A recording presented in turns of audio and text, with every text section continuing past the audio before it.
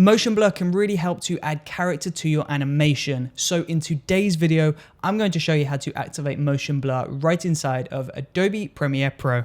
So let's get right into the video. So you want to begin by creating a brand new shape inside of Premiere. So we'll go down to the new item button, select black video and press OK. Now we'll drag the black video onto video layer 1. We'll go into effects and we'll search for tint.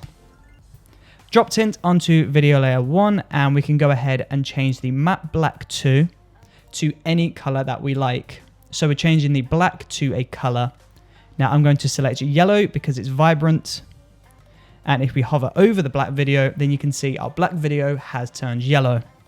Now, from here, we're going to go into the effects tab and search for transform. And once you've found transform, you just want to drop that onto your black video. Now, inside of the transform tab, you'll find pretty much everything you'll find in the motion tab up here. So we can adjust the anchor point, the position, the scale, but there's a few extra settings, and these extra settings are what's going to help us gain control of our motion blur. So before we can add the motion blur, I'm just going to add some animation to this yellow solid so that we can really see the motion blur in play. So I'm going to decrease the scale of this yellow video. We'll pull the position over to the left. We'll create a brand new keyframe on position. Then we'll go 1 second to the right and we'll pull the position over to the right. Now, we'll select both of those keyframes that we just created. We'll right click on one of those keyframes and go to temporal interpolation. And inside of temporal interpolation, you want to select ease in.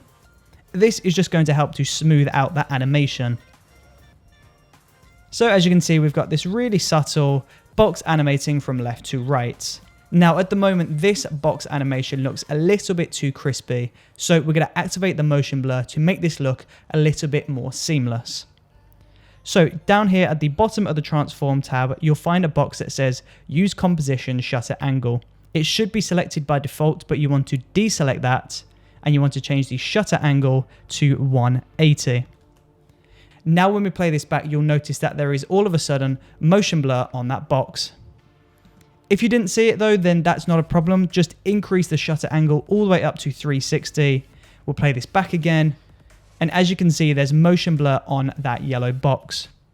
Of course though, the movement is only subtle, so you'll see this a bit more on a faster moving box. So we're going to decrease the scale again.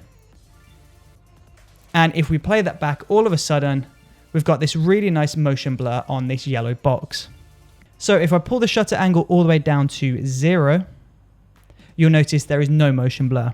If I pull this all the way up to 360, then we've got loads of motion blur.